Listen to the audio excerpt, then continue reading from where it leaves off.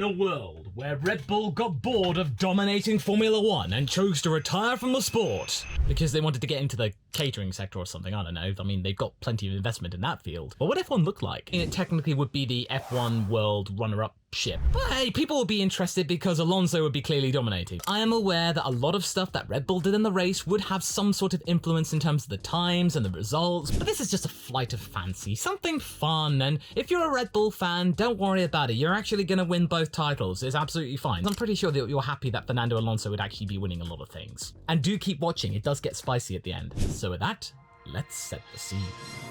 The Bahrain Grand Prix would have been absolutely fire. Fernando Alonso would have secured his first victory in a decade, and then Carlos Sainz would have come home in second, their first ever 1-2 in sport. Hamilton would have made the podium though, despite Toto Wolff deeming the W14 as one of the worst cars they've ever made. Calm down, Toto, it's not that bad. You still got a podium out of all of this. This would have been a win by 10 seconds, which would have been quite convincing. And also, good for any Logie Sarge fans because he would have actually scored on his debut 1 point, which had been fantastic. I bet a lot of the media speculation behind Logan Sargent would have dissipated by then because he would have scored on debut for Williams. And I think Williams would have been really stunned as well, considering that this wasn't James Vowles' plan to have Logan. So yeah. Not bad, eh? Jeddah, it's yet another Alonso victory. And people will be thinking, oh my god, we're in the best reality ever. Well, you know, sit tight for this one, it gets even better. And then Mercedes start to feel good about themselves for the fact that George Russell and Lewis Hamilton make up the rest of the podium. So even though the car's not all that great, it's not that bad. They're actually doing very well in the constructors. Alonso is now 21 points ahead of Hamilton and Carlos Sainz is in third. Going to Melbourne now, and despite all of the chicanery and all of the japery that was the restart at Melbourne, we don't get a Fernando Alonso hat trick, we get Lewis Hamilton winning his 104th career win in Formula 1, the first time he had done since Jeddah 2021. Keen to put all of that behind him, now having another win on his belt, and he can now start to think ahead as to what he can do for this season where there is an actual world title up for grabs here. But it was close though, only half a second ahead of Alonso.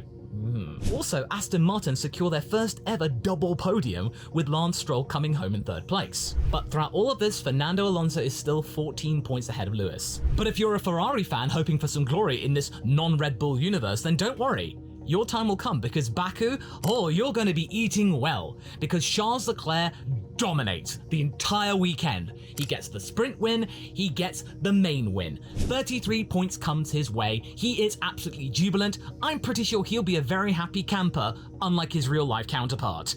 Because yeah, Ferrari, they're a class act this entire race. The Ferrari fans don't have to see Charles Leclerc being gobbled up by Red Bulls because they don't exist here. And then Sainz makes it all the better because they have a double podium. So fantastic, Ferrari are over the moon. But even then, Fernando Alonso still extends his lead over Hamilton by 7 points. So we're actually back up to 21, so things are still looking pretty rosy here, but Ferrari are doing well, so people will be happy for them. But then, Charles's good luck comes to a screeching halt in Miami because he has his bad qualifying, and yes, he does secure 5th in the race, but he is nowhere close to actually replicating what he did in Baku. Alonso gets his 3rd win of the season, as well as the fastest lap ahead of George Russell. And Carlos is actually really consistent here, being the smooth operator getting yet another podium. You might be thinking, oh well, Fernando's just gonna romp off like Max Verstappen did. Well, he's only 25 points ahead of Lewis, and that's just one DNF.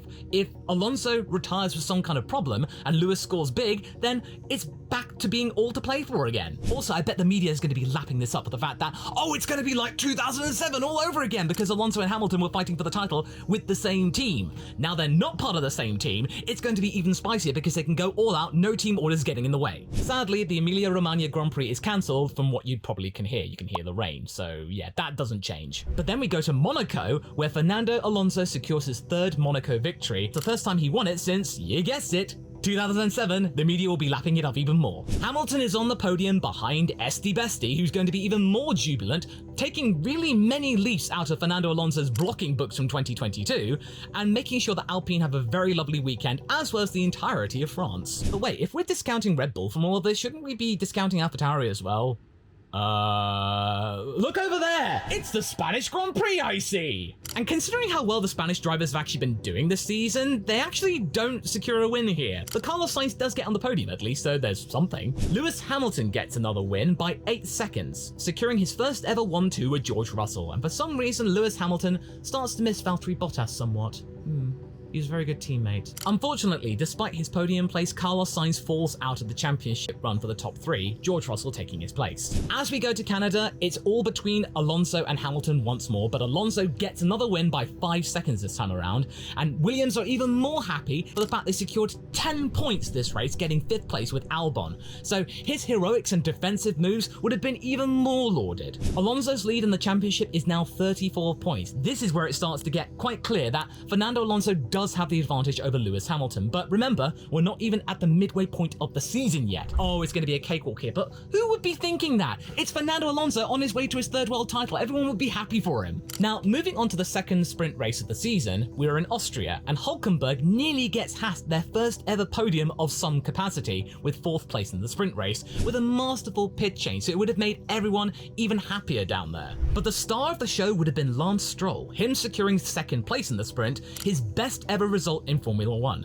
Yes, people might be saying, oh, a sprint race doesn't count, but it's a 2nd place nonetheless. He also secures the fastest lap of the race, but Charles Leclerc wins a back-to-back in Austria, 2022 and then in 2023 as well. So everyone's thinking, oh, this is great for Ferrari, well done. Leclerc's back in the hunt. And it was even better because Carlos won the sprint race, so Ferrari are actually hopeful that everything's starting to turn around again. But of course, the best race of the season, for me, as you may know, would be at Silverstone. McLaren would have won their first ever home race in ages. Lando Norris would have gotten his first ever win at home, no less. There would have been 2 Brits on the top 2 steps of the podium, and Oscar Piastri would have gotten his first ever podium like he rightfully should have had in the race. I would be wearing my bubble hat, but I'm too swept up into all this trippy lighting and stuff. This weekend is clearly all about McLaren. Fernando Alonso is relatively anonymous here, and Lewis Hamilton is quite gracious in the fact that he's actually clawed back the gap somewhat, and, you know, he's actually on the podium again at one of his favourite races. The Williams team would have had their best weekend in ages.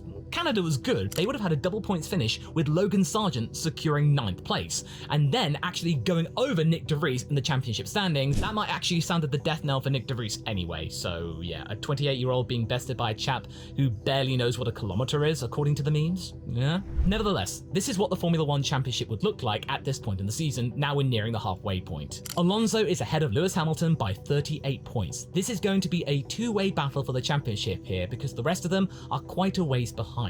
38 points is a lot, but it can easily be clawed back, especially if Mercedes are able to bring upgrades and Aston Martin start to fall back. But I don't think Papa Stroll would be that upset because this is only halfway through their 5-year grand plan. They will be expecting even better stuff for the following season. The fact that they're in contention for the World Championship and the Constructors' Championship would be far greater than what they would have ever have thought at the beginning of the season. But I get the feeling there would be a little bit of salt in there because Mercedes are actually winning the Constructors by 6 points.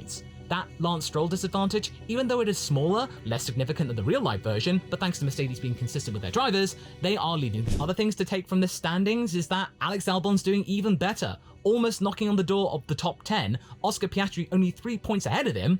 This would have made Williams' resurgence all the more splendid. Logan Sargent would have had 3 points instead of none. Also, Yuki Tsunoda would have had way more points by now. Because of all of his 11th places at the beginning of the season, he would have actually had loads of 9th place finishes, therefore making AlphaTauri's lot in life far less distressing. Same goes for Alfa Romeo too. They would have had a lot more points finishes, and they would have actually been in 7th place in the Constructors, only 1 point behind Williams in 6th place. Alfa Romeo would have been doing far better than what they're actually doing. The battle between McLaren and Alpine would be a bit closer too because Gasly would have scored some more points as well, but regardless, Silverstone would have been brutal for them anyway. But all of this is speculation because Red Bull's going to be bringing upgrades to Hungary anyway that's going to make them even faster. Oh, for crying out loud! Okay, do let me know in the comments if you like this type of format. Would this make Formula 1 all the more interesting? Or do you think Red Bull's dominance is also something to behold because it is pretty impressive? We'll be looking back on this with wonderment in a few years' time when all of this is a distant memory, but let me know whether you enjoyed it or not.